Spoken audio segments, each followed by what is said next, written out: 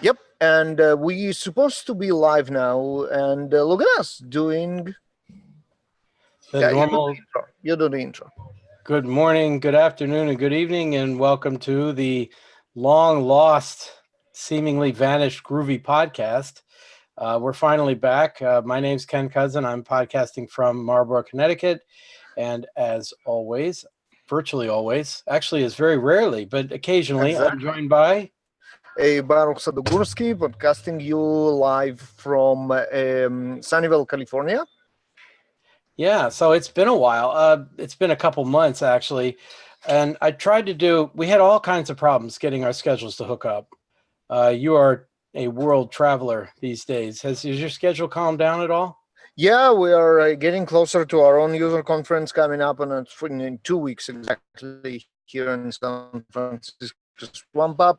By the way, if you are interested, I have a special discount for Groovy podcast listeners. Oh wow. Absolutely. Yes, look at us. And yeah, it's in 2 weeks, and we're working towards this conference. So there is no much travel, just conference, getting good speakers, helping get ready, get my own talks in place, all kind of administrative stuff, and it will be absolutely fabulous. So yeah, if you are into DevOps and you want to attend a very very nice conference with great speakers and great content, let me know. I will hook you up with a special discount. Yes. So what are the dates on that? Swamp Up. 17 to 19, exactly in So 2 weeks. comes right up on Google. Swampup.jfrog.com, June 17th to 19th in San Francisco, right? Yeah. So you're in what, Yeah. Sunnyvale or Yep. whatever? Yeah, we are our office in Sunnyvale. Yeah, yeah. Mm-hmm. So yeah, it's nearby. It's very comfortable, and it should be a lot of fun. Unfortunately, not a lot of groovy content this year, but still, if you are into DevOps at least, and we even have a Kotlin related talk. So yep. Jeez. So there was our over under. We were only a couple minutes in before we hit the word Kotlin. Yeah, Wow. that's like we're going right there, and it's According actually to yeah. according to dictionary.com, being swamped. I see. That's what it went to. Google, to drench or submerge or be, yeah. Okay. So if you're overwhelmed or overburdened, swamp up is to help you escape that, right? This. Is that the idea? I mean, Absolutely. No, the idea is, frogs. Frogs live in a swamp, and that's our conference where all the frogs are. Is obviously in swamp. so I was reading too much into it. Okay. Yeah, no, but I'm swamped with swamp up if that helps. Well, the conference that we unfortunately were not able to make, that we really wanted to be at, of course, was Great Conf in EU, the one that just happened. I forgot the dates on that, but it was pretty recent. It was right around just about a week ago, right?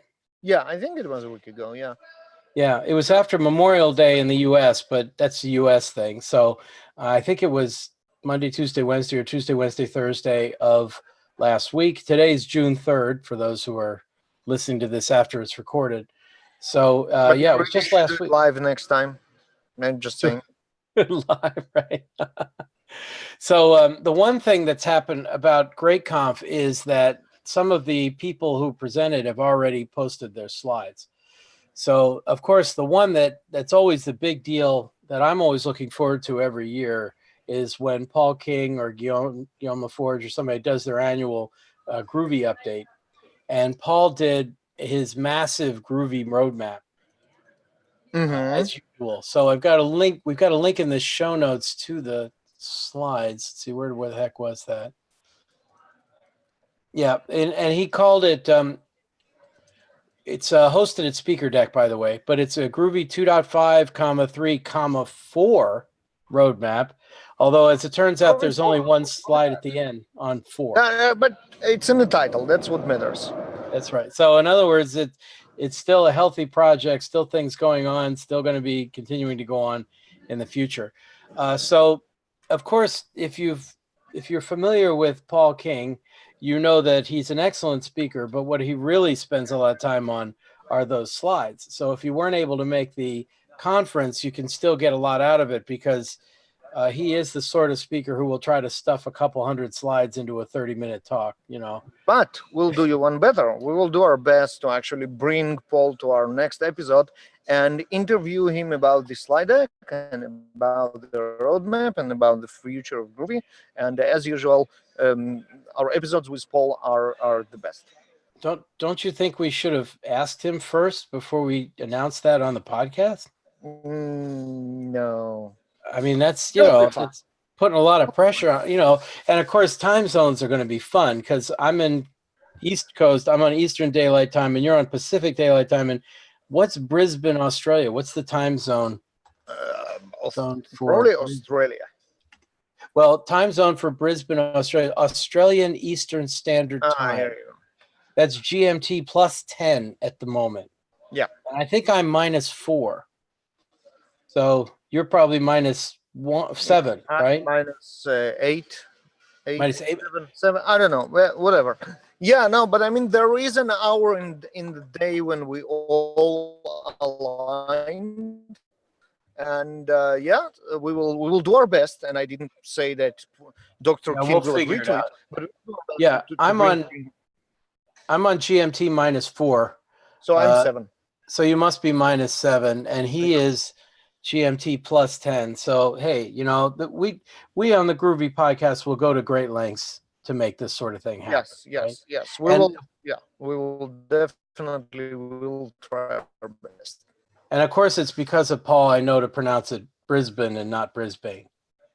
Here you go. You see, Yeah. that's all. This is how Groovy community contributes to us all. Now, while we'll come back and talk about GreatConf a lot, but I noticed that interestingly enough, Graham Roche was not there because Graham Roche went to JBCN, the conference in Barcelona, which conflicted with GreatConf, but he was, you know, spreading the Micronaut love at that one because he did a whole talk about web services with Micronaut at GreatConf. I didn't put the link in the show notes. I'm not sure he's put his slides up, but it's the same presentation we've seen at other conferences.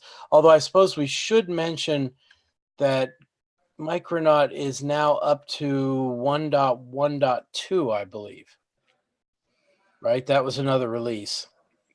And that came out 2 weeks ago today. So I don't, there's a link to the release notes of what's new. And it's the overall Micronaut documentation. And it's all in our release notes, including the list to Micronaut. And you can see that there is a link to release notes from the release notes on GitHub. It's kind of a little bit of redirects, but in the end of the day, you can see what's new and etc. etc. Well, one interesting thing I noticed, that something that seems to be catching on a lot lately, they have support for native images under Graal. So, yeah. Have you done anything with Graal yet, by the way? Yeah, but I'm just involved with it since Oleg Shalayev, the developer advocate who works in the Graal team, in the Graal team, is a good friend. So he kind of catch me up to speed with that. It looks really, really nice. What they do with native images actually helps great deal in adoption and performance. There is a very long way to actually for it to cover everything in Java and be able to do this precompiled walled garden of everything that you need, but whatever works already looks really, really great. Well, my understanding is it's this so-called ahead of time compilation, exactly. And it's of course it's cross-language because the Graal virtual machine supports multiple languages, you know, Python, JavaScript, everything, and allows you to work across that way. But in order to get the ahead of time compilation to work, you have to give up some dynamic capabilities. So the restrictions, what restrictions exist, all seem to be around the dynamic capabilities of the language. So, for example, I took a trivial, I mean, you already mentioned Kotlin, so nobody wins that bet. So I took a trivial Kotlin script and did the native compilation on that, and it improved the speed by, an order of magnitude or more. Now, that was kind of artificial because what it's cutting out, of course, was the startup of the JVM. Exactly. When you compile down to native bytecodes, you don't have any major startup time issues, and it just is blisteringly fast. You're running things, and the script I was running ran in under 10 milliseconds, which is amazing, Yes. you know. Yes. And of course, one of the things that I think Micronaut has as a feature is the ability to compile for Graal, assuming, I guess I haven't looked at the restrictions, but assuming you haven't used the dynamic capabilities, and therefore get your blazingly fast starting microservices, you know, very responsive there. That also reminds me. The startup becomes very, very important when we migrate to all the cloud native and Kubernetes and what's not, because the nature of the run of those runtimes is that your runtime, the machines, the pods, the virtual environment is continuously shifted. Right, it's always you leave an expectation that your microservices will be killed and then started up in elsewhere, and that makes the startup time extremely important, because the faster you can get your service running, the more obviously money you save and the better you serve your customers. So that's the Does whole that make function sense? as a service idea, that every request can be going to a different server and so-called serverless, I suppose. But Yeah, it's the not startup only time that, becomes very big. it's more about this idea of expect your service to be killed in any moment and then start up elsewhere in any moment. So Well, one of the that's interesting very, talks. yeah. Yeah, sorry. So one of the interesting talks that happened at GreatConf, you know, that's what it was reminding me of, is that I still don't know how to pronounce his name, but it looks like Zyman Stepniak. What is an E with a little thing underneath it? I don't know how you pronounce that or whatever. Let me see. Where do you see? Oh, I'm looking at his slides actually for Groovy and Graal VM. Yeah. I don't know. That's Polish, I guess. I'm not I suppose, and language, so I don't know how to pronounce it. I trust he'll let us know. He posted his slides before the conference, so I got a chance to glance at them. But I went through the slides themselves, and he did a lot of stuff on building a native image with Groovy code, and he talked about the various limitations of Groovy in terms of eliminating the dynamic parts in order to make this work. Now, of course, the other thing is that Graal basically went effectively 1.0. I mean, they call it 19 for some reason, but it had been a release candidate up until that point, and now it's not. So everything's been updated in terms of that. And I just get the feeling this is one of those things that's rapidly catching on, that this is going to be a pretty big deal in our future. Oh, absolutely, and that's just because the reasons we discussed, and because in the cloud native world, the real competition that we have now is with Go, actually, which is native, and native binaries, which means that it starts up very quickly, and also it has to do with packaging and deployment. Right, but, in the container world, we want to be able to add one file to a base Docker image and then be ready to go, and without the need to install your Java application and your application server and what's not. And this also moves the entire industry towards those native binaries that come natively out of Go and require something like Graal VM with a hot of time compilation for JVM languages. Now, I don't remember whether there was a talk on this at GreatConf or anything, but I personally have used a Gradle plugin for Graal, so that I'd have to look up the actual plugin. It's still an early version of that, but it will download the Graal processor, and you point to the script that has the main method in it, and it will generate it has a native image command inside of Gradle. So I was able to generate a native image using Gradle. And that means ultimately it's part of your overall deployment pipeline. You know, that would be very nice that way. Any rate, so there's a whole slide presentation on Groovy and Graal VM, and I do recommend that. Now, looking at some of the others, let's see, other releases.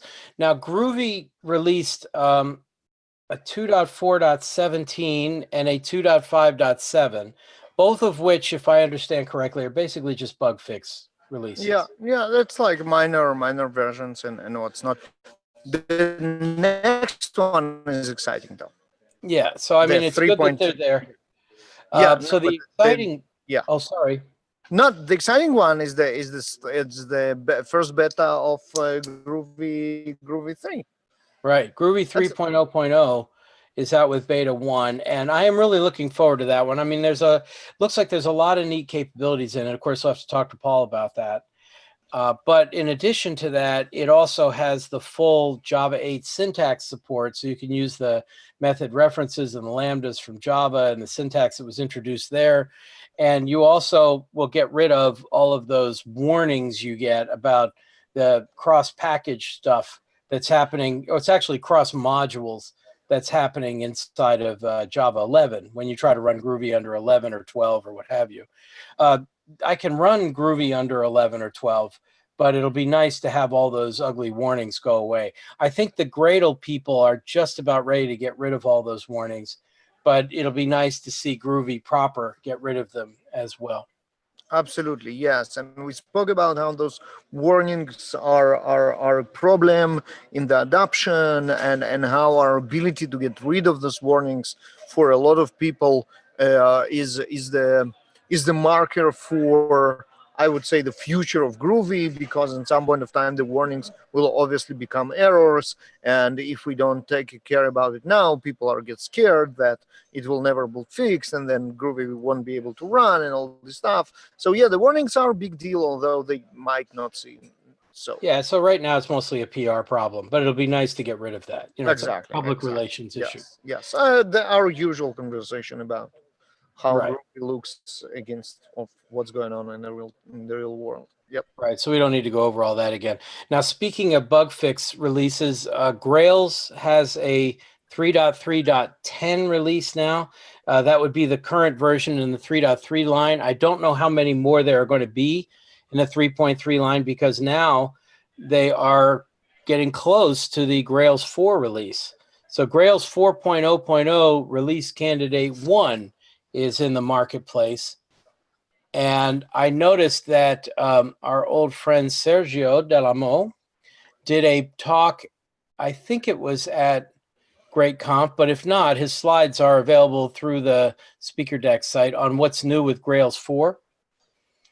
And he does list himself as curator of Groovy Calamari and podcast host of podcast.groovycalamari.com. So he's And got, we have to say that all those facts are correct. yes, of course. And any rate, the interesting things in Grails 4, now again, we'll have to go over this when it actually comes out, is that it's mostly upgrading the underlying Spring parts and Spring Boot parts to Spring 5 and Spring Boot 2. But interestingly enough, it's not just doing that, it's ripping out a lot of the Spring-related guts and replacing it with Micronaut pieces. So they're really... well, let's put it this way. The public API doesn't look like it changes that much, but there will be a lot of changes under the hood that should improve the performance, improve the maintainability, everything. I noticed that, of course, Grails 4 will require Java 8, but that's not a big surprise. Spring 5 requires Java 8. It'll be on the current version of Groovy and Spring Boot. So they're listing Spring 5.1 and Spring Boot 2.1.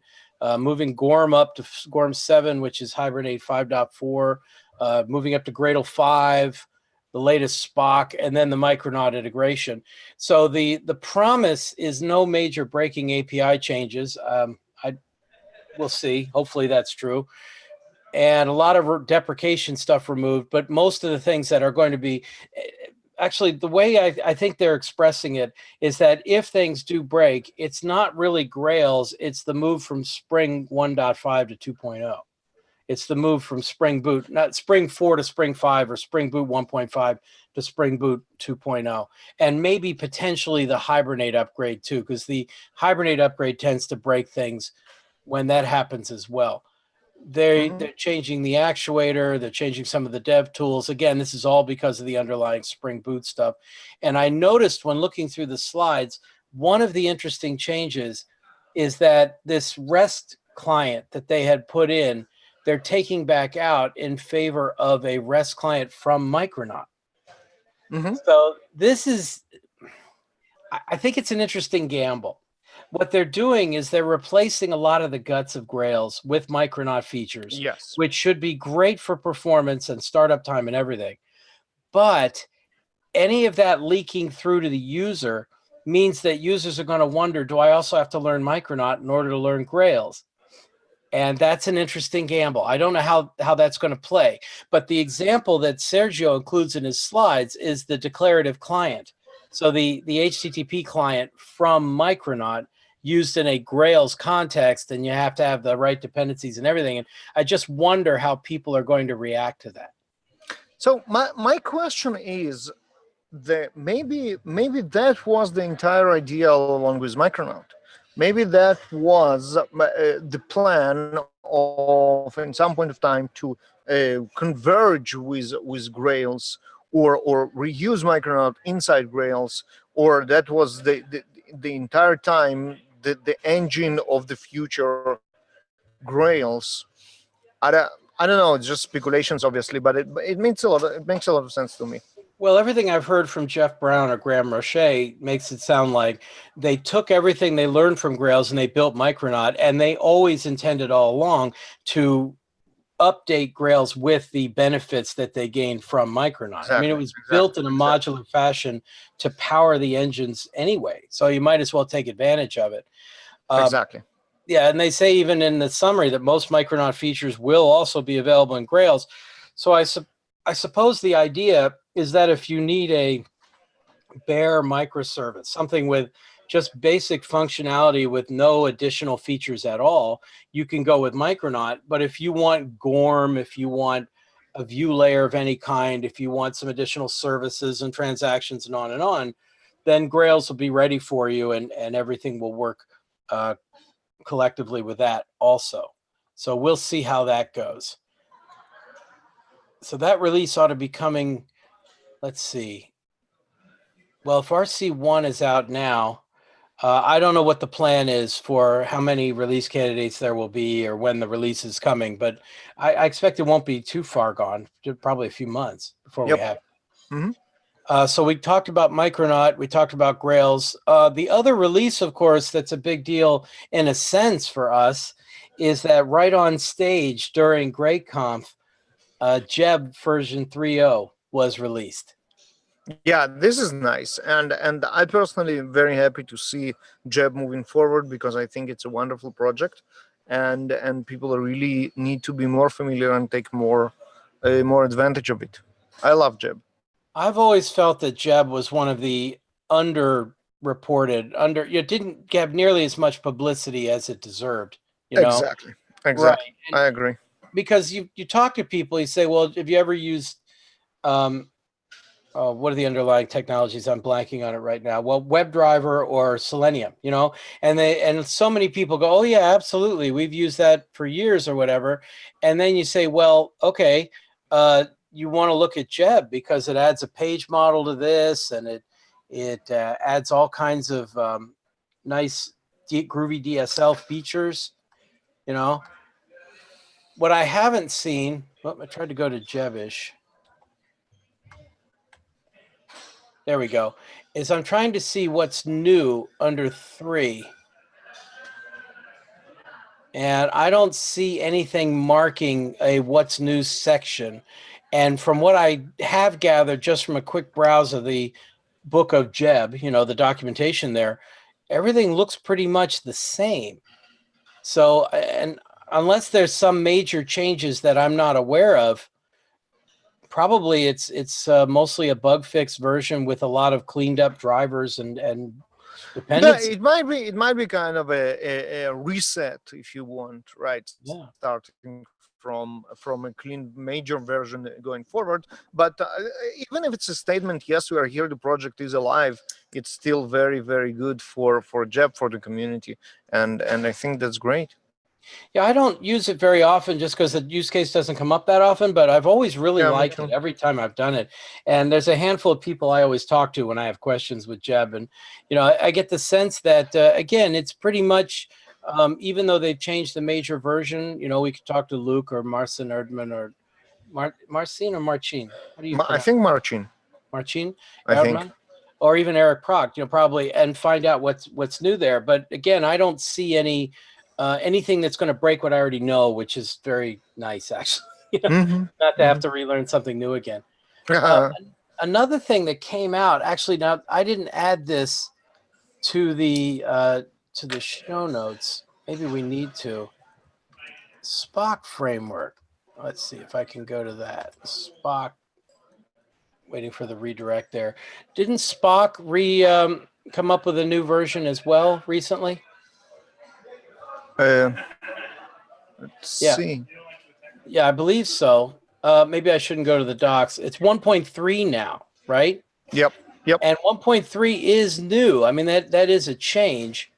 And I'm trying to look to see on the repository if I look under the releases or whatever. Yeah, Spock. That's weird. So Spock 1.2 came out on March 4th, apparently, and there's release notes there. I don't know why I saw 1.3 when I went to the site. Mostly it just dropped. It says it dropped support for Java 6, Groovy 2.0, and Groovy 2.3, and now everything is using Groovy 2.5 for Java 10 support. It's got Java 11 support. It looks like they played with the Spring Bean with Spring Spy, inspired by Mock Bean, which is something you use in Spring with Mockito, for example. So there's a whole list of changes there. I'll be interested to see what's changed in that. And I'm just glad to see that apparently it is still moving, still improving on all that. I think Mark Phillip does most of the work on that. Oh, he's also a JUnit team lead too. So I think they were talking about 1.3 having some mechanisms associated with JUnit 5. You played with JUnit 5 at all, by the way? Yeah, just a long time ago when it was beta or whatever. It's nicely done, and I think that it only makes sense that Spock should adapt it as a runtime. It's about time. Well, I'm a big fan of JUnit 5. I really, it was one of those cases where I kept delaying learning it because, you don't want to have to relearn something you already kind of know. And I thought, well, JUnit's a solved problem. I don't want to have to dig into that again. And it turned out, once I started reading, I'm like, oh, this is awesome. And I really like what they've done. Now, I still like Spock's data tables better. Yeah, I think Spock brings much more, but if they take the ideas of JUnit 5 and also a runtime of JUnit 5, that can be a win-win.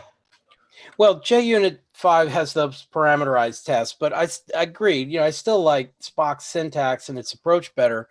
But I'd be glad to see a closer integration, with JUnit and using all the same or similar features. Okay, that was all the releases except one. Did you happen to notice? I know you're such a fan. Gmaven Plus now came out. Oh yeah. I saw it and I'm like, ooh, it's this thing's even alive. That was a surprise to see. Yeah, I mean, okay. Well, I think one of the things we're seeing in the. I'm sorry, were you still going? I got a little bit of a. Yeah. No, you go ahead. I'm speechless about Gmaven Plus. Just ran into a little bit of network lag there. That's all. I think that it's important, partly because one of the things we've been noticing in the industry is that I expected Gradle to make much more impact in the build tools world. And it has been stubbornly locked in the high teens, low 20s in market share, whereas Maven is still hanging out in the nearly 70%, market share. And I've never seen a tool that is so universally loathed, that is so widely adopted, unless you count every Microsoft tool ever, it's just amazing how dug in Maven is. And I mean, a lot of that's just habit. A lot of that is big companies saying, we're not changing this because why should we? And we're not going to go for support from some small company like Gradle, which is silly. And of course, Gradle Enterprise is still growing, but it's the fact that so many companies are still locked into Maven makes the release in the active project like Gmaven Plus to be, I find that very useful, very favorable, because at least Yeah. it will still introduce Groovy to a group of developers who might not otherwise see it. Yeah, no, and I mean I have a lot of fun with my bashing Maven and what's not, but as I mentioned so many times in the past, I think there are use cases in which Maven still has advantage, um, especially with teams who are maybe not as forward looking as other teams, and teams in which you want to prefer control over flexibility. Unfortunately, I didn't see Gradle yet to take in this niche in a visible and clear message. And I think this is where Maven still shines. And yeah, so there is definitely use case for that. Yeah, that whole build tools ecosystem is something that, you know, that I'm keeping an eye on as something that I keep expecting bigger changes there, and it hasn't happened. I mean, there's been a rise of Basel, you know, the tool from Google, which is still primarily used, if I understand correctly, by people at Google. Hmm. But you know, the addition of a new tool rather than them wholesale adopting Gradle and then going from there. Of course, the Android people all use Gradle, but what's going on with Android? Android's another ecosystem where all these things are happening, and it's really hard to predict what the future will be. You know, what's Android going to look like Oh, 2 years from now? absolutely, That's absolutely. I very think difficult. yes, with their very rapid adoption on Kotlin and very rapid switch to an entire new stack, moving away from Java as and Oracle as far as possible. I think everything is possible. And you know what? Bazel becomes more of a generic build tool, not only suited for those rare use cases like we did it in Google, but also for other types of projects and other type of technology. We'll have to wait and see. Well, I mean, on the Android front, at the most recent Google I/O, which is just a couple weeks ago, they Yep. definitely endorsed Kotlin. Okay, fine. But that's a separate issue because they're also going with this so-called group of Jetpack components.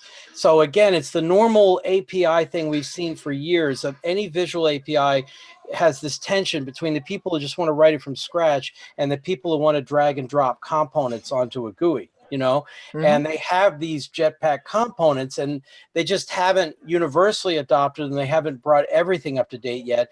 And yet, hanging out on the edge is this whole idea of this Fuchsia operating system, which will someday potentially unite Android and Chrome as an OS. And we haven't even seen a beta of that. So I was actually hoping there'd be some clarity coming out of Google I/O as to what they recommend for the future. And if there was any clarity there, I missed it. I didn't see anything coming out of that.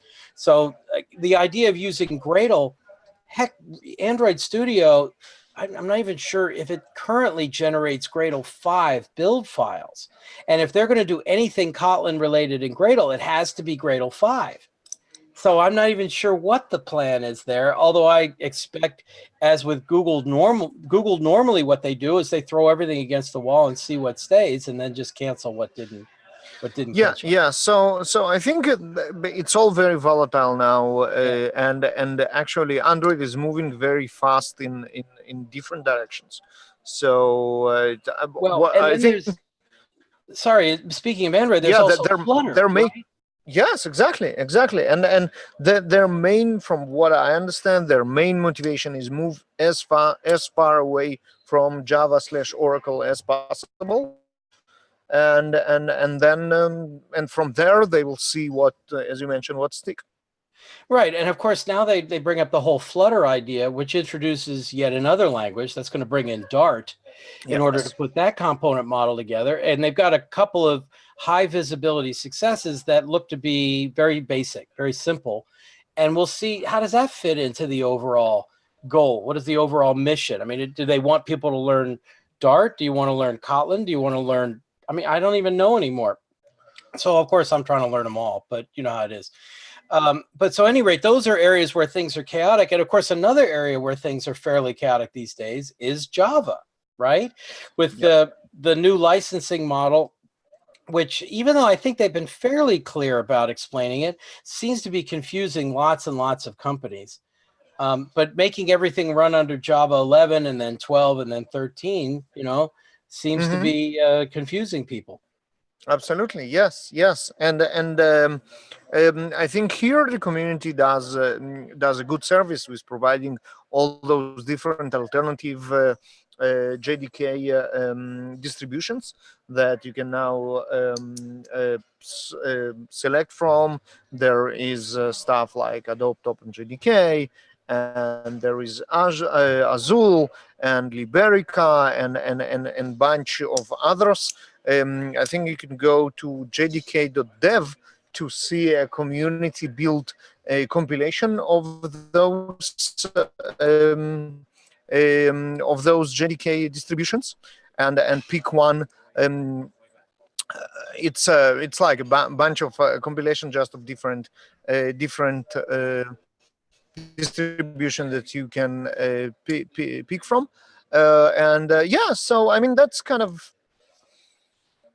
that's interesting how Oracle, uh, I would say, frightened the community into prosperity, if you want. Well, Oracle has a particular style, to Yes. be generous. And their style is not to respond to debates in the community, not to put out any reaction at all, because the attitude seems to be that to argue with people in the community is a waste of time and energy, and they'd rather just release and then go on.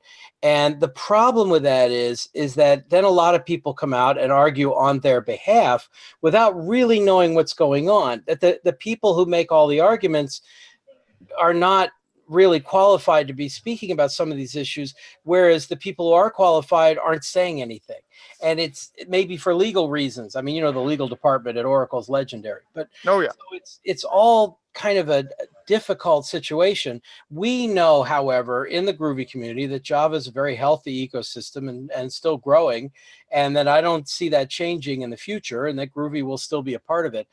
Incidentally, I don't know how serious to take this or not, but I did a talk at the Connecticut Java Users Group recently, and the guy who runs that, his name is Ryan Kuprak, Cuprak, Hmm. real good guy, and he pointed out to me, and again, I'm not sure how seriously to take this, that sure, OpenJDK as a code base is fine. The problem with adopt OpenJDK, which is what I always recommend people use to get their binaries, is that they publish the binaries online as well as part of a CI server. In other words, this is volunteer effort around Yes. OpenJDK, Yes. which makes them a huge target for security issues, for code injection problems and things like that. And it's not clear whether they have protected themselves from stuff like that, because all you can see is the CI server running and the binary coming out. He's seriously concerned that because so many companies are going to grab the OpenJDK binaries and simply install them, assuming that they are official, that they may be underrating the severity of the target. What you spend on security is proportional to the level of the risk and the value of the asset. Because everybody's going to be adopting this, it's going to be a very valuable asset. Is there a risk there? I don't know. Absolutely, absolutely. There is a valid point regarding the list. It's kind of hard to assess because, in the end of the day, the binaries that they build are built from the sources Yeah. of Oracle JDK and any other distribution on the planet. But so I don't know if there is some vulnerability just in the way they build those binaries. I'm not sure. Yeah, I didn't But understand it either, and I'm not a level of hacker where I'd be able to do that. Of course, the ones that exist on the cloud, like Amazon's Corretto, for example, that's exactly. all internal to Amazon, and that's Java 11 now. They released their Java 11 version, so that's all working too. So again, I'm not sure how serious a concern this is, but it was interesting to hear the argument. No, absolutely. But on the other side, as you mentioned, you just go to jdk.dev and you have half a dozen, if not more, different distribution to choose from. And if some of them you don't trust because there is no like a big company backing it, you definitely can select others, right? So there is Zulu from Azul, a well-established player in the Java market, but also JDK is from SAP, from Amazon, from Red Hat. There is no problem in big names providing. And Pivotal announced the other day before yesterday, they are going to distribute their own builds Right. of OpenJDK. So just pick whoever you trust. That's the beauty of it. Now, for our purposes, bringing it back to the Groovy community again, our nice little offshoot project, SDK Man, right? The wonderful SDK Man project allows you to install any of a variety of products, including Java from many different distributions. The Grawl one that I installed, what came directly from SDK Man. You just go SDK list Java and you could see it right there. But you can get the one from Azul, you can get the one from Oracle, from OpenJDK. If now I have to see what happens to be current at the moment. SAP, what Zulu, Open, J9 Adapt. There's so many available there. Now, again, we start to get into that axiom, or what is it, the paradox of choice, where you get too many choices. But still, it's wonderful. Now, by the way, I do want to highlight the fact that SDK Man joined the so-called Open Collective, and that now you can actually sponsor them, you can support them on the Open Collective process.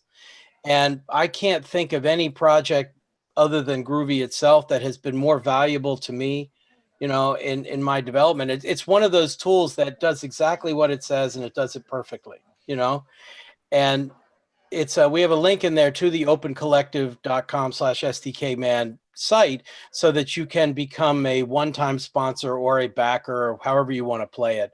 And I'm just very glad that Marco Vermeulen will be getting, if nothing else, the support needed to maintain the servers, that SDK Man has been running on forever. So I just wanted to make sure we highlighted that. I completely agree, and I think that if someone deserves your support, it's definitely SDK Man. Maybe even more than Groovy in some way, because this is a tool which is much wider, that serves a much wider community than only Groovy community, and also is opposite to Groovy, which has a home in both Apache Foundation and our friends at OCI. SDK Man is a one man show, and obviously any support there will be greatly appreciated. Whoever even try to participate in open source development knows how much work is it, and how little you get in return. So if we can help, we definitely should. Well, and I don't want to make an assumption that people have the income to be able to do that, but if you do, I said that's a worthy cause. And ultimately, absolutely. what I'm hoping for SDK Man is that it'll be useful eventually. Once they've refactored it, it'll run on Windows as well, because that'll open up a whole new market of people who want to install with it. So there was that. Now, of course, we have the link to a Friends of Apache Groovy, so that if you want to help sponsor Apache Groovy, of course, that's also available. Now, speaking of Groovy, another interesting thing, it's not Groovy, actually, it's Apache. Did you notice that Apache Software Foundation has finally bitten the bullet and they have joined GitHub? Yes, that was well. Actually, for most of the users, I don't think that there is a big deal, because Right. they had this mirror which you could completely. It has all the functionality there, and you can really interact with GitHub without actually giving. Without caring that it's what it was subversion on the back end. So I mean, it's good, but not really going to affect our daily lives. Oh, I agree. I mean, and that mirror has been there forever, but it's nice that they finally said, okay, let's just do this. I think that Git and GitHub specifically, who would have imagined that a purchase by Microsoft would still work out fine in terms of the open source community like that? I mean, it's been over a year now. Well, you knew. But I think that we saw the right signs from Microsoft mm, for a couple of years by now, and I think that it was absolutely clear that their new culture of support, of open source, of community, do GitHub only good. They did need a little bit of discipline in terms of product management and roadmap, and selecting the right features to invest. And this is something Microsoft obviously can bring to the table. So I've always expected great things, and I think they manage it very well. yeah, the funny part about it is that if you spend time on GitHub, you never even realize that it's owned by Microsoft. I mean, you could forget that Microsoft's even involved. And that to me is a very good thing, very impressive. Exactly. Yep. Now, another thing about Groovy is that another thing that has been a de facto thing that has just finally got recognized in the end is that I think it was Andres Almire posted a tweet. Our friend Daniel's son is now officially on the Apache Groovy PMC. Hmm. PMC, Yep. what is that? Project management, something. I don't Committee. know. Yeah, no, I'm not sure, but yeah, those are the technical people who make decisions in Groovy Foundation, and I think that's Project management committee is what it turns out to be, by yeah, the yeah, way. project Yeah. management. Yeah, and I think that makes perfect sense. I think if someone deserves to be there, it's definitely Daniel, who Yeah. basically carries the entire Groovy 3 on his back by himself. And yeah, absolutely, congratulations, and well deserved. Yeah, I mean, again, it was one of those things that was true before effectively. Now it's actually official, and that's a good thing. And yeah, we do want to make sure that we congratulate him on that and being involved in on the actual committee now. Now, anything else? The slides that I saw that came from Great Conf so far, which of course expect many more along with recordings and everything. Someone named Naresha K. I think I've met him, but I can't remember the details. He put up two of his presentations, one on refactoring patterns, one on effective Java with Groovy, which is also always very nice. Sasha Klein, Alexander Klein, Sasha Klein put up a presentation called Groovy Teams Need Groovy Companies. Jenn Strater did her CodeNarc talk, or CodeNarc Revisited, rather, I should say, where everything's been updated to the latest versions. I already mentioned Simon Stepniak, but he also did one on running a developer's blog directly from an IDE, which sounds like an interesting idea. Jakob Mikkelsen, our friend Jakob, right, who used to put up a newsletter on Groovy. We know how tough these things are. At any rate, he did a nice, interesting talk on the combination of JBake, with the static site generator, with ASCII Doc and Groovy and friends, as he said on that. I haven't been through it in detail. I definitely am looking forward to going through that one. I And think that this one is super exciting because we're always looking to those static site generators to run the blog and everything, and it always ends up in running like Python and I don't know, Ruby and a bunch of strange things, and having a stack that allows us to write in ASCII Doctor. In ASCII doc, and then generating our static site using a Groovy stack is very exciting. that reminds me of another somewhat controversial thing that's going through the industry right now as well. I mean, it's not directly related to Groovy, but just something else going on.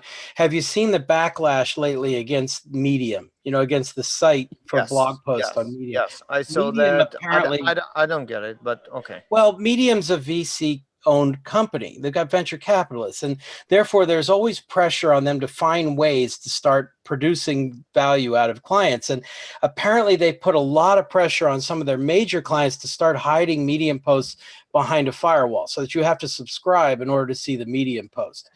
And this is not popular, especially when they put a lot of pressure. Apparently, on one of them, they actually, threatened to get lawyers involved because they were a huge client and they were just taking advantage of the free one. And there's been a big move, at least on Twitter. I've seen many people saying we got to get off of Medium, and have your own blog, your own site. Why are we relying on somebody else for this sort of stuff? And the idea that we've got a couple talks here on how to run a developer's blog and how to generate static sites all using Groovy, maybe that's particularly timely now with the people starting to go, maybe you shouldn't dedicate my whole, set of information to a third party here that could lock it up at any time. That sort of thing. Well, I would say there is time and place for everything and for every type of solution. And in the defense of Medium, I have to say that they did a lot of great usability research and work in order to maximize the incentives for people to write. I have to say that I personally hate writing, and using the Medium editor, which is super simple, text, images, done, Yeah. did great for my ability to produce text, and I think kudos for them on that. They were the first, at least to my knowledge, who came up with this type of concept. And obviously, in some point of time, when you're big enough and you're known enough and you have the resources, when you have the knowledge, moving off to your own standalone platform is a normal move. But I cannot join the ranks of Medium haters on this one. Well, the thing I don't like about Medium personally is that there's no way to do syntax highlighting unless you put your code on a gist. And Yeah. if every single block of code you're going to put in winds up on a GitHub gist, it's like, seriously, that's such an impact on the writing process, having to extract everything that way. And otherwise, it just doesn't get any highlighting. That's With that, I like, agree. With that, I agree. yeah, That's that's what's that's kept me absolutely, from yeah. doing any writing there at all. I don't No, want to go through that that pain. it is a pain, but I guess the real question is, what type of text are you writing? Do you have a lot of code? And probably if you do, maybe that's not I agree that that might be not the best solution. Absolutely. Yeah, exactly. Hmm. Hmm. Okay, I think that's everything. There were a couple of links also about that site, Beldung, however you pronounce it, Baeldung, who tends to write lots and lots of beginner articles. It's a group of people. They produce these beginner articles and then sell their spring course or whatever. Yeah, They've spring been course, mainly spring courses. Yes. Yeah, well, they've been cranking out some Groovy articles lately. There was one recently on template engines in Groovy, one on pattern matching and strings in Groovy, which is regexes. But we put in a link. Somebody put up a link to show all the articles tagged with Groovy at that site. So in case they're no Mr. Hockey, right? I mean, we know where the best is, right? Yeah, absolutely. But it couldn't hurt to have another resource if you're interested on that. There was also a blog post I forgot to mention, creating a microservice with Micronaut, Gorm, and Oracle ATP of all things, by Todd Sharp. So I put a link in that, but I haven't really been through it. I don't use too much with the Oracle stuff there. But good to know. I mean, I know you can use Micronaut with Gorm, but if you're going to do that, why not just make it Grails? Exactly. Yep. Yep. I don't know. I mean, but probably the answer's in there, and I didn't read it. So if I'm Yeah, it's my fault, well, you know. yeah, no, but I mean, probably there is still some confusion about the use cases for Grails and Micronaut, especially when they come from the same author, from the same company. So I mean, it might be cleaner where we need to use what. So we are in a pattern right now where Groovy appears to be stable, although it's moving to 3. Grails is pretty stable, moving to 4. Gradle, I don't know of any major changes coming in the future. Micronaut seems to have made its big leap, this leap to 1.0, and now things are moving relatively incrementally on that. Uh, Jeb, of course, now versioned. Are there any major Groovy projects you could think of that we are not covering, that we're not discussing or keeping tabs on here? No, I think that was like going through most of the stuff that we keep tracking, and yeah, I'd call it an episode. I mean, it's probably not surprising. It's a relatively stable, I mean, it's a mature language, at this point, and Absolutely. the downloads continue apace. I still run into a lot of people in practice who go, Groovy, is that still a thing? And I'm like, yes, it's still an active project. But that's what happens when you have a very stable product. And we'll see what happens when the 3.0 comes out in the future. Absolutely. I agree. Well, Okay. it's It's been a long time. It's good to talk to you again. Yes, it's great to talk to you, and I think that was a very good recap on what's new. Thank you And for coming with all the show notes. have fun at Swamp Up. Yes, Uh, we definitely will, and let's try and get this interview with Dr. Polkin. That will be a very interesting both summary of GreatConf and a summary of what's next. We're going to ask him about Groovy 4. and we should always thank No Fluff Just Stuff for giving us a homepage. You know, we don't have any sponsors exactly, but that's kind of the closest we come to Yeah, having and one. also Sergio is our sponsor because he provides most of the content. Not willingly, yes. And whoever, I still don't know who runs the Apache Groovy Twitter feed. Do you? No, I have literally no idea. Because I live on that, you know, so I don't know who's running. That's probably somebody like Andres will find out all this time and had no Yeah. idea, you know. So, okay, well, I will be at, I mean, I won't be at Swamp Up. My next major conference series is, other than No Fluff, is I'm going to Tutorial Day at OzCon and then down to UberConf. But I don't know when I'll see you next, but we'll make sure we have another Groovy podcast in a few weeks this time rather than delaying again. So Yeah, we will do our best. Absolutely. okay, take care. Thank you very much. Bye bye.